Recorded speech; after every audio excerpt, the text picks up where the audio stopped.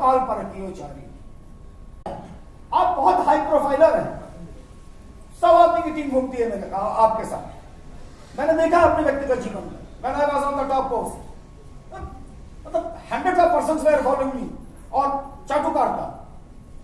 लेकिन वही जब मैं छोड़ के संन्यास के जीवन में आया और बिल्कुल इसी स्थिति में नहीं था, तो शायद वो लोग पहचानते नहीं थे। उनको लगता था कि आचार्य हैज बिकम फिनिश्ड, लेकिन कभी कोई फिनिश नहीं होता। एक बात ध्यान रखिए, ईश्वर की शरण में जाने वाला व्यक्ति का कभी कोई फिनिश कर ही नहीं सकता।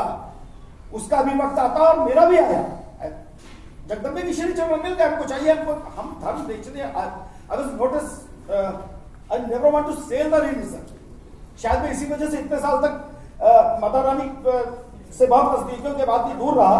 और अगर अपर्णा हमारी बहन ने नहीं किया होता तो मैं हमेशा मतलब शांति से जितना कर सकता था जो परिचित थे उनके लिए कर रहा था। लेकिन कहते हैं कि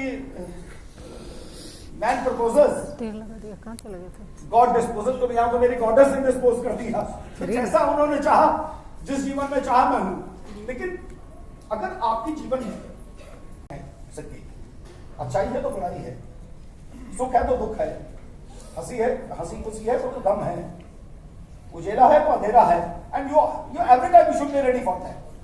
अब आप उसको किस तरीके से टेकअप करते हैं, देखिए वो तो लिखा हुआ, वो प्रारब्ध है, वो जीवन। तो आप इस बात को अच्छी तरीके से जान लीजिए कि वो वक्त आपका इतने आसानी से कट जाएगा जिसके आप कल्पना नहीं कर सकते। लेकिन अगर आप उसी को निगेटिव तरीके से लेकर और अपने दिल और दिमाग पे उसको हावी होने देते हैं, तो एक बात ध्यान रख लीजिए, बुरे वक्त में नकारात्मक सोच आदमी को सुसाइडर बनाती है। कई लोग सुसाइड प्लान करते हैं और बहुत सारे लोग उसको एग्जीक्यूट भी कर देते हैं। क्या करते नहीं है कि साहब बीमारी से परेशान था, गुरुओं के पास जाइए तो मतलब you are not trying for that. No, I have decided कि अब मैं बर्बाद हो गया, मैं मर जाऊंगा। अरे यार, you have not tried, you are not on the foots of Mata Rani और एनी गॉड एंड गॉडेस।